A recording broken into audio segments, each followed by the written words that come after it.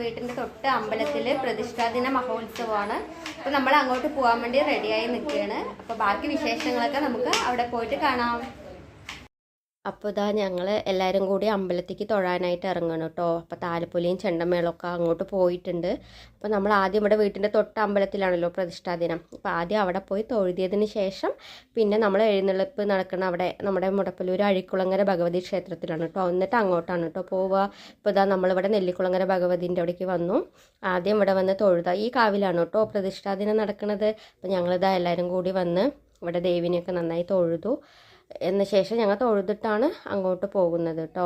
അപ്പോൾ അതാ തൊഴുത് അങ്ങോട്ട് പോവുകയാണ്. അവിടെ നല്ല ചെണ്ടമേളവും താലപ്പൊലിയും ഒക്കെയാണ് കേട്ടോ ഉള്ളത്. ഞങ്ങളങ്ങനെ ഇതാ അവിടെ അഴിക്കുളങ്ങര ഭഗവതി ക്ഷേത്രത്തിലെത്തിയിട്ടോ. അവിടെ നിന്ന് തൊഴുതിട്ട് അപ്പോൾ ഇതാ അവിടെയും വന്ന് ഞങ്ങൾ അവിടെ വന്ന് തൊഴുതു കേട്ടോ. അപ്പോൾ ഞങ്ങളിത് എല്ലാവരും ഇവിടെ വന്നിട്ടുണ്ട്. അപ്പോൾ താലപ്പൊലി എടുത്തിട്ട് വളം നിൽക്കുന്ന സമയമായിരുന്നു കേട്ടോ. അതൊക്കെ ഞങ്ങൾ കാണാനായിട്ട് അങ്ങനെ നിൽക്കുന്നു. ചെണ്ടമേളം തുടങ്ങി.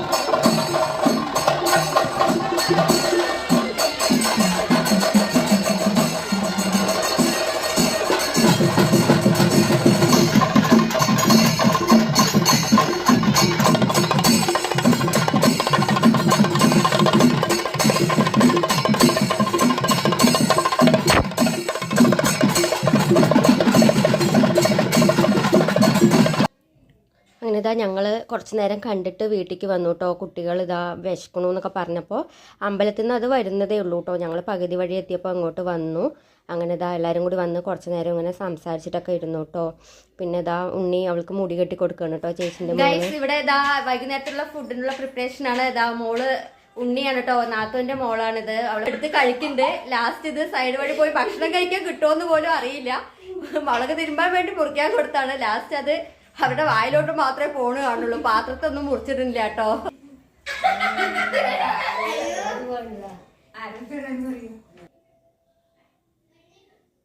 ഈ വരുന്നത് എൻ്റെ ചെറിയ നാത്തോനാണ് കേട്ടോ. ചേച്ചി ഇപ്പോൾ വരാൻ കുറച്ച് ലേറ്റായി. നാത്തോനും മോനും കൂടി ഇപ്പോഴാണ് കേട്ടോ എത്തിയത്.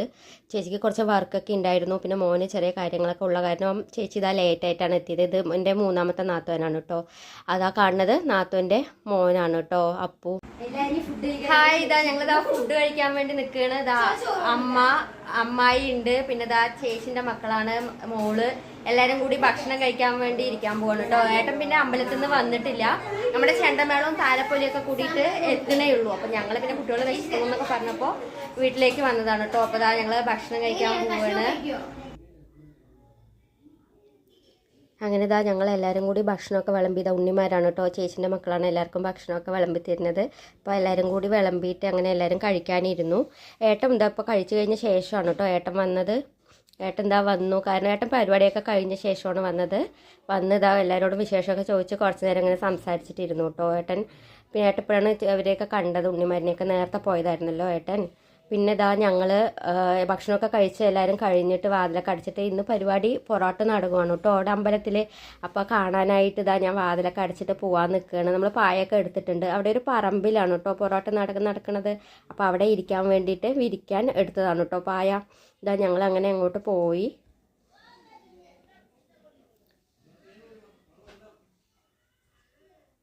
പിന്നെ ഇതാ അവിടുത്തെ കാഴ്ചകൾ എന്തൊക്കെയൊക്കെ കാണാം കേട്ടോ.